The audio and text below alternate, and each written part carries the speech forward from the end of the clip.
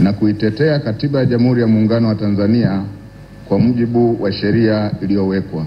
Ewe Mwenyezi Mungu nisaidie.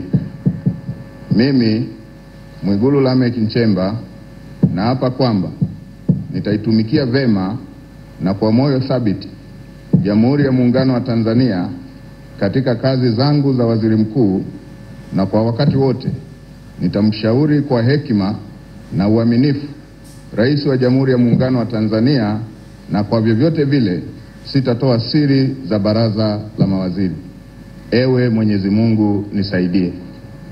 Mimi Mwigulu Lameck Nchemba naapa kwamba katika kutekeleza madaraka niliyopewa kwa mujibu wa Katiba ya Jamhuri ya Muungano wa Tanzania, nitatetea na kudumisha umoja wa Jamhuri ya Muungano wa Tanzania kwa mujibu wa Katiba ya Jamhuri ya Muungano wa Tanzania. Ewe Mwenyezi Mungu nisaidie.